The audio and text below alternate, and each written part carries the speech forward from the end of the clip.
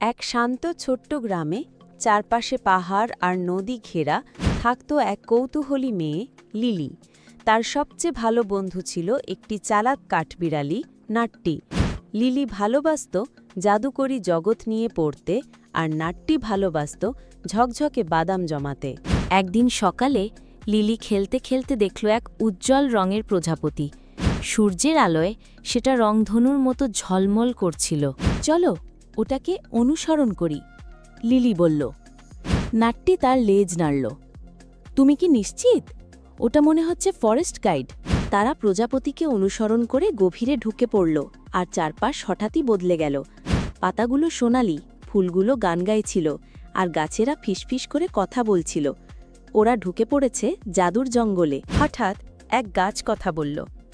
স্বাগতম লিলি ও নাট্টি, বলল এক বিশাল হাসিমুখ গাছ। আমরা তোমাদের জন্যই অপেক্ষা করছিলাম। আমাদের জন্য? অবাক হয়ে বলল লিলি। গাছ বলল, স্পার্কল স্টোন চুরি করেছে গ্রিজল নামের এক কুণ্ঠিত ট্রোল। কেবল সাহসী হৃদয় আর এক বুদ্ধিমান বন্ধুই সেটা ফিরিয়ে আনতে পারবে। প্রথমেই তারা পৌঁছাল ধাঁধার নদীতে। নদী পার হতে হলে একটি ধাঁধা মেলাতে হতো।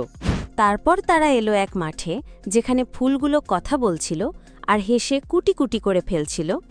লিলি আর নাট্টি গড়িয়ে পড়ল ঘাসে হেসে হেসে।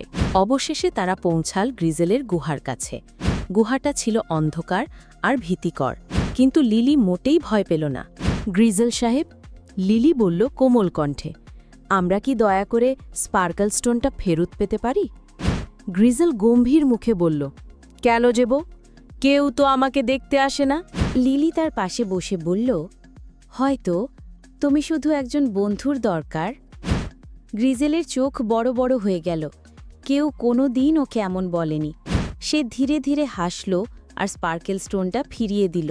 স্পার্কেল স্টোন ফিরিয়ে দেওয়া মাত্রই গোটা জঙ্গল উল্লাসে ফেটে পড়ল।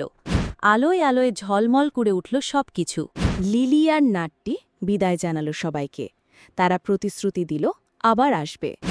আর যখন তারা গ্রামে ফিরছিল, জাদুর আলো তাদের হৃদয়ে জ্বলছিল। বন্ধুরা, কেমন লাগলো আজকের গল্পটা? ভালো লাগলে অবশ্যই লাইক করো, আর কমেন্টে জানাও তোমার প্রিয় অংশটা কোনটা। আরও মজার গল্প দেখতে চাইলে সাবস্ক্রাইব করো আর বেল আইকন চেপে দাও। পরের গল্পে আবার দেখা হবে। টাটা, আল্লাহ হাফেজ।